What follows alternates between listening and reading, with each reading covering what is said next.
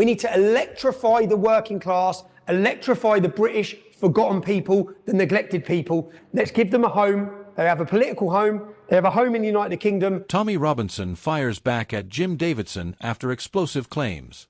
You're not going to believe what just unfolded. In a fiery exchange that no one saw coming, Tommy Robinson has hit back at comedian Jim Davidson, and the fallout has people talking everywhere. This wasn't a casual disagreement. This wasn't a polite back and forth. No. This was raw, emotional, and at times, almost personal. Robinson, visibly shaken, pushed back against what he called baseless claims, while Davidson, in his trademark sharp style, didn't pull any punches either. And when the dust settled, the audience was left asking, who's telling the truth here? Jim Davidson, a figure known for both comedy and controversy, made remarks that painted Robinson in a harsh light.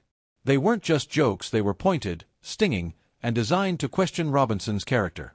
Now, Tommy Robinson is not the kind of figure to let remarks slide. He's built his entire public image on confrontation, on pushing back, on refusing to be silenced. But this time felt different.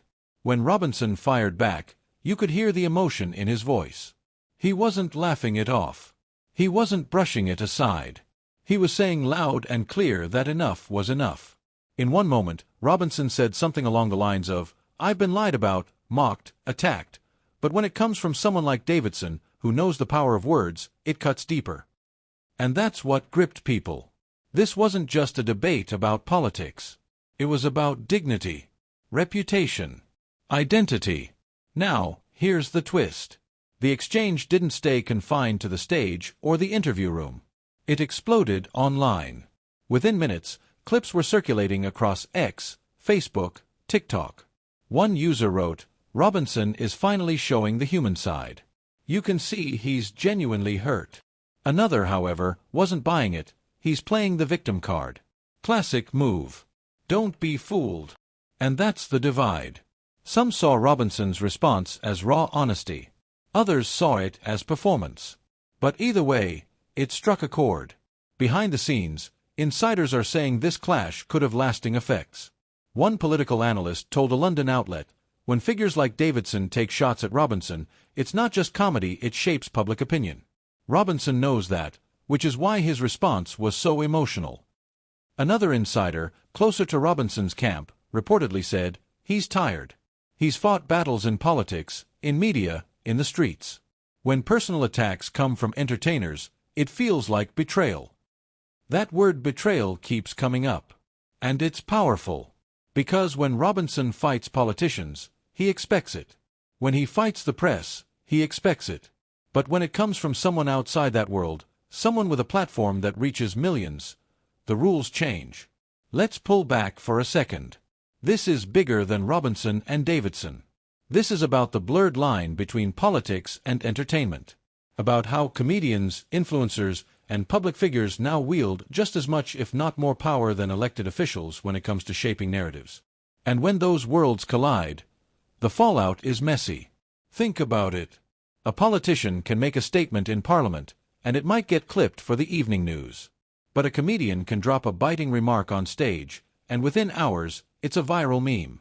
The impact is faster, broader, and often harder to fight back against. That's what Robinson is up against. And that's why his reaction felt so raw. But here's the real question people are asking. Did Robinson help his case, or hurt it? On one hand, showing vulnerability, showing that words can sting, makes him more human, more relatable. People see the man behind the headlines. On the other hand, critics are seizing on it, saying, if he can't handle a few jokes, how can he handle politics? It's a delicate balance. And right now, Robinson is walking that line in front of millions. And what about Davidson? For him, this isn't new territory. He's been called controversial for decades. Some say he simply says what everyone else is thinking. Others accuse him of crossing the line, of using comedy as a shield for attacks. But one thing's for sure, Davidson knows how to stir the pot. And this time, he didn't just stir it. He tipped the whole thing over. So what happens next? Does this spat fade into the endless cycle of online drama, another clip in the ever-turning wheel of outrage? Or does it become a defining moment, a shift in how Robinson is seen, not just as a fighter, but as someone capable of showing pain. Because let's be honest, politics isn't just about policies anymore. It's about perception. It's about who controls the narrative. And in this clash, Robinson versus Davidson, both men are fighting for that control. And the public, they're left to decide who they believe, who they respect, and who they're willing to follow. So I'll leave you with this.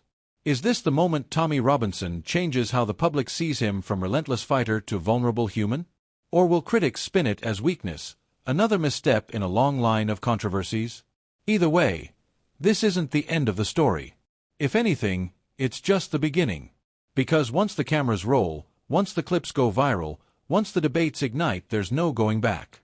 And the question remains, in a world where politics, entertainment, and emotion collide, who really comes out on top?